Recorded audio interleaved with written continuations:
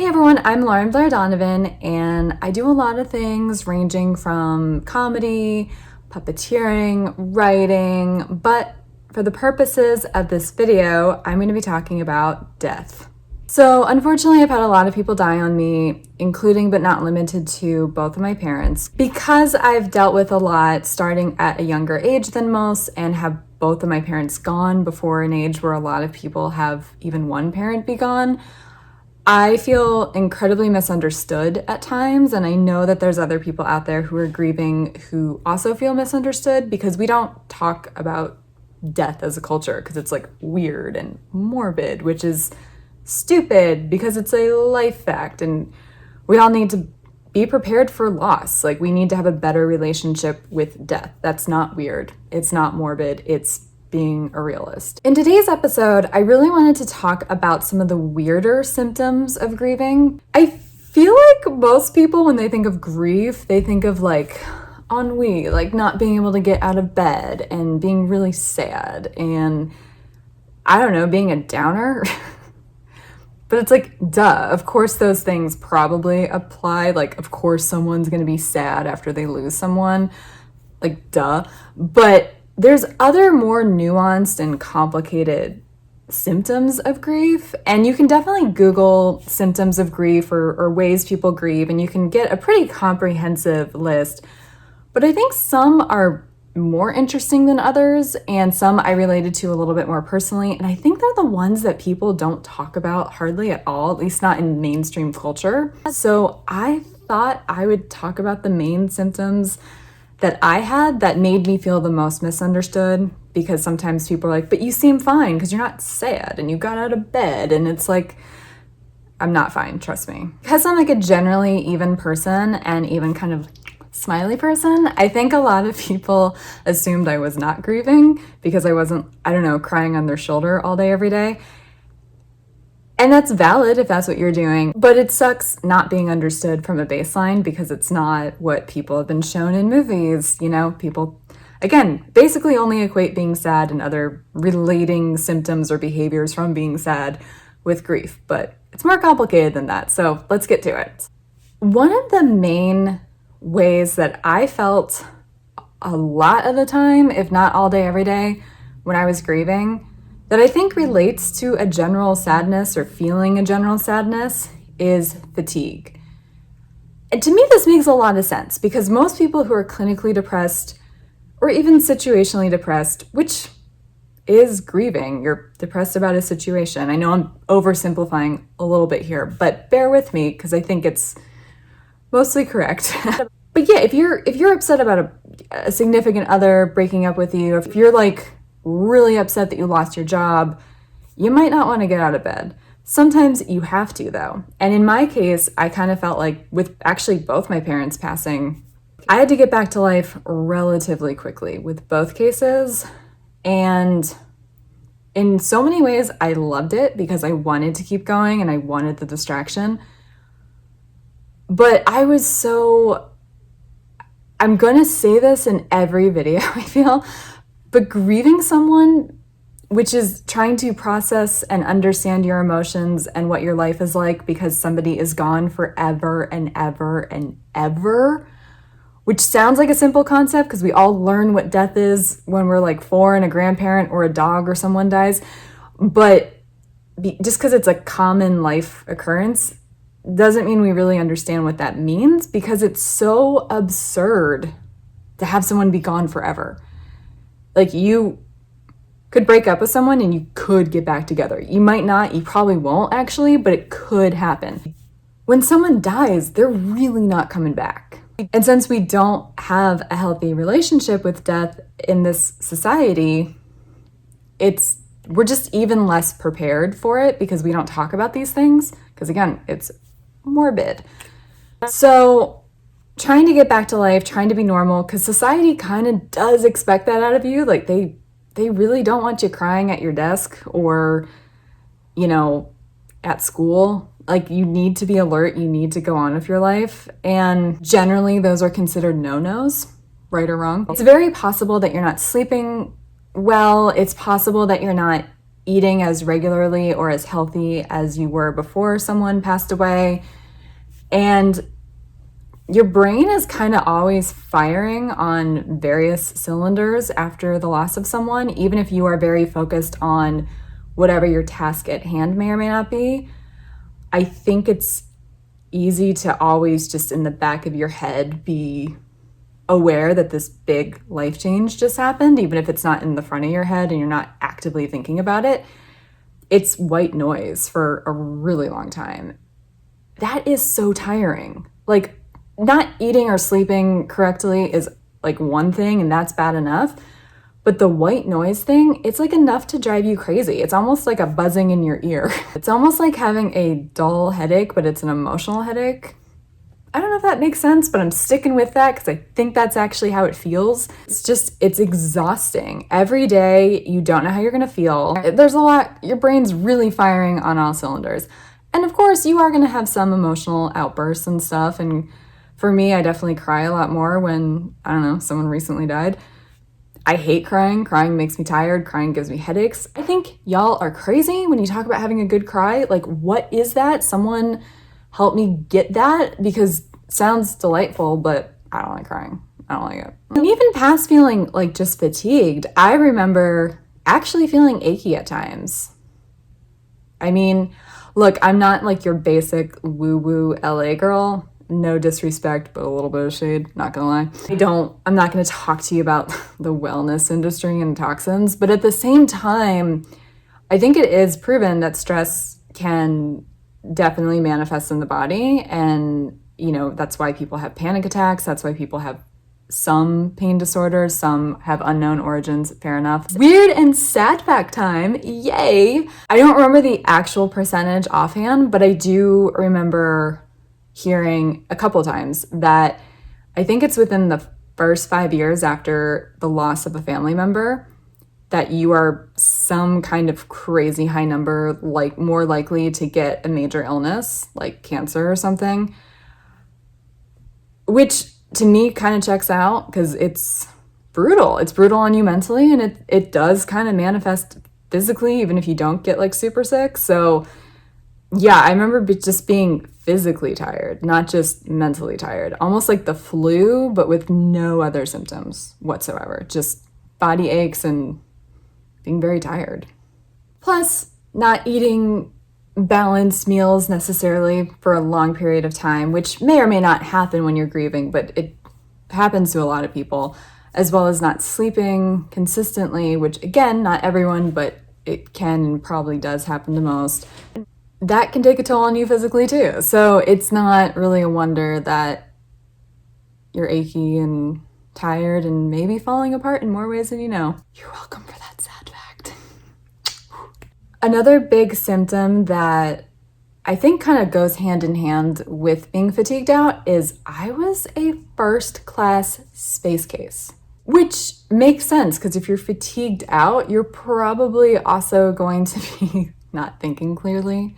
Look, we all sometimes walk into a room and we don't remember why we did it, but for 6 months straight, something's wrong with you or you're grieving, one or the other. Like, get your head checked. You might have something really wrong with you. Like, there might be a tumor, or you just lost someone and you're just not going to think straight.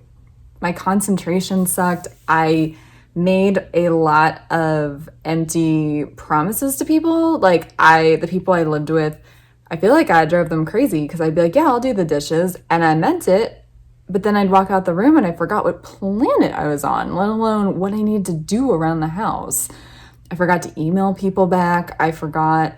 Oh my God. I'm a writer. And at the time of my mom's passing, I was in a writer's room for a web series, which I will not be promoting because it's been taken down because fun fact, the creator was naughty and he had to take down our series, which I'm fine with. It was a very blue and crest series, and I don't need to be known for that. It's fine. I'm more creative than that. But in terms of like hitting deadlines, because we would have like writer's rooms and I had to bring in, like a 30-page script.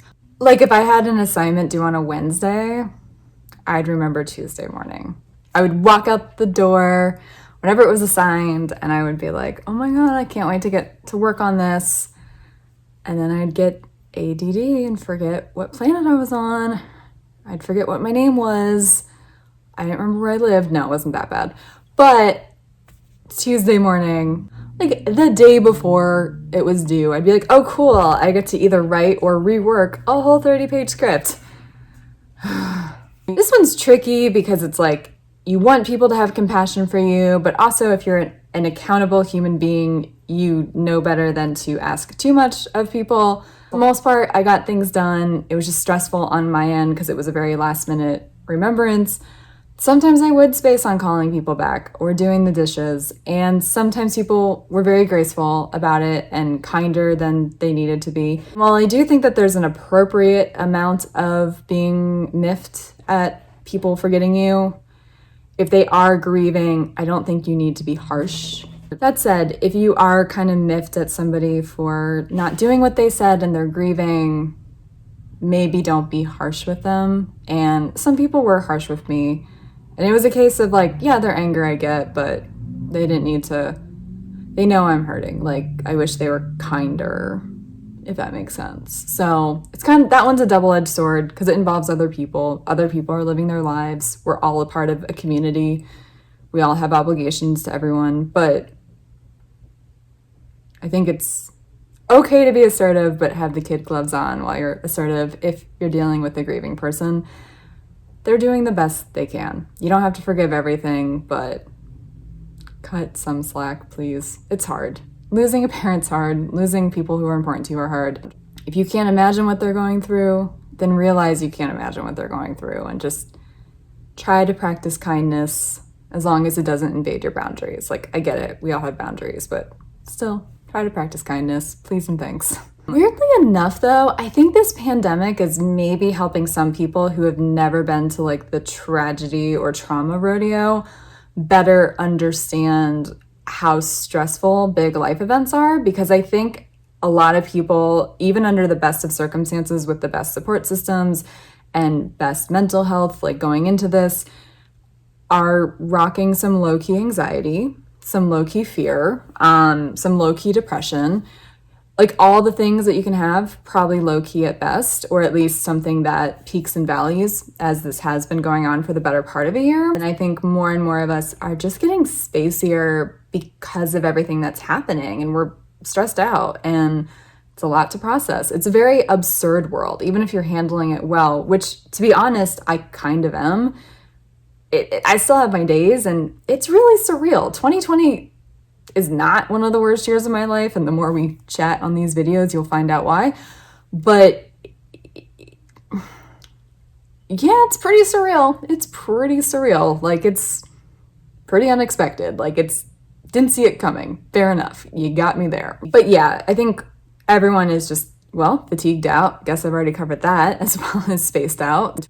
Imagine if you've never lost anyone, but you're just exhausted from 2020 and you're not at your sharpest mentally. Remember that when you find out that someone you know or love lost a parent or a sibling or a significant other, and you see them be spacey or just tired, not themselves. There's a lot of parallels with the pandemic, I think, where you can choose to relate through empathy when people are maybe not the best versions of themselves because they've lost someone. So never forget. Because yeah, this pandemic is taking up a lot of bandwidth for a lot of people, as does the process of wrapping your head around the fact that someone's dead and gone forever. Another weird but frankly very related symptom I had, at least with my mom passing, I don't remember having this with my dad when I was a teenager, but my concentration sucked. Like, and I don't just mean like, oh, I kept reading the same page of the book 8 times in a row and still had no idea what I read, although that kind of applied. I was indecisive. I couldn't make up my mind about anything. I remember multiple times being in my home and being like, okay, you have a couple things that you can do tonight. Should you do laundry, which you need to do? Should you write that script that's due, because you need to do that? Or should you work out because you really need the endorphins and you haven't been taking care of yourself? All important things. And I had time to do 1 or even 2 of them. But instead, I spent an hour contemplating which one to do. And then I was like, oh my God, how did I go a full hour wondering what I should have just picked an activity? But for some reason, that was just really hard for me. Again, this happened more than once, not like a dozen times, but probably a handful of times, easily 3 to 5. Yeah, for sure. It's so absurd and silly. I even have trouble defending it now, but the bandwidth issue in my brain was just in overdrive and I couldn't think straight, which is, I guess, what I mean by concentration. I just couldn't think straight. So if you need me to make a decision, good luck. If you asked me in 2018, I probably A, forgot about it because I'm spacey, and B, I'm still deciding apparently. And then finally, because I wasn't my best self mentally, I wasn't, thinking clearly in any capacity. I didn't remember anything. I was tired. I was more irritable. And that's like a weird word for me to use because I am really not a moody person. Like, again, I'm pretty even. And even if I'm having a terrible time in life, I wake up fine, like emotionally. Like, I could be sad, but I can get myself out the door and smile at someone I see in the street. Like, that's just kind of my default.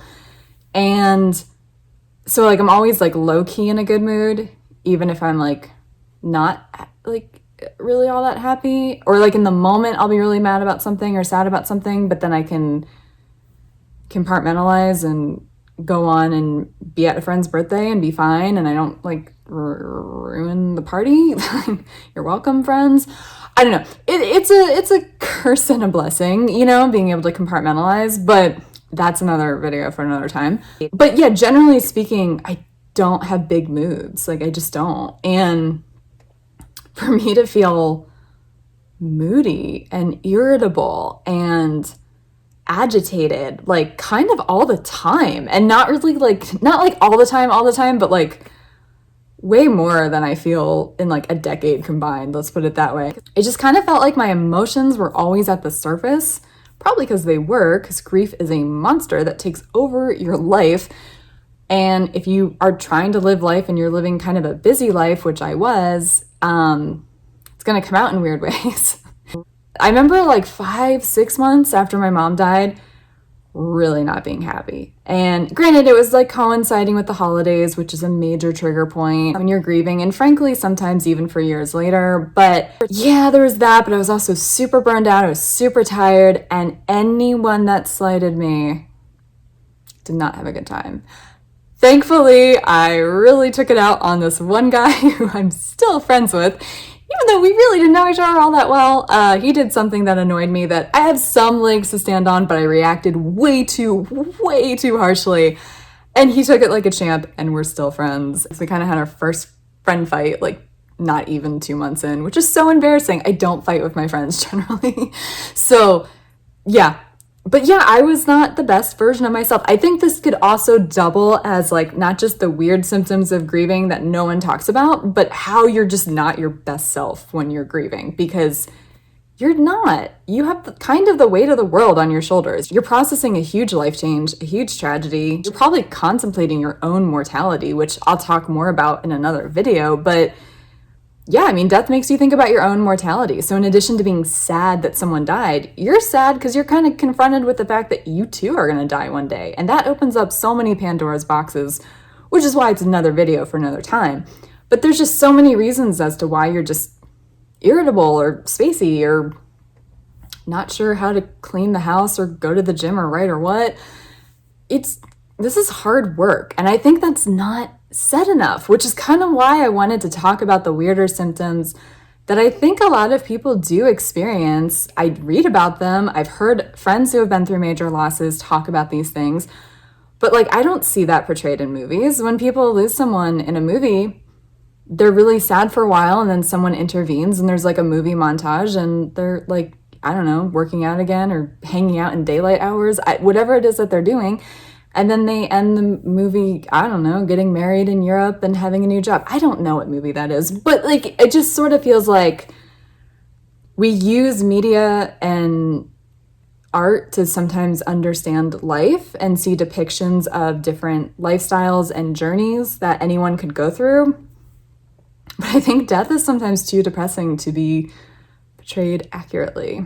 It's been really rare that I've seen accurate depictions that don't gloss over or just have a very special episode of what it's really like to grieve. To some extent, I don't even think movies, even though I'm totally writing a movie that's going to involve a death, but I don't think movies generally show the gravity of it because it's a long-term thing that generally lasts about a year, if not longer. And movies are like 90 minutes, so they don't got time to go into all these, like, what's it like to be fatigued in a plot point. So that about wraps it up for today. Those are just a few of the weird symptoms. I picked them because they were the weird symptoms that I kind of related to the most and had the most personal experience with. But I'm very curious to hear how you were when you were grieving. Like, what did you feel like?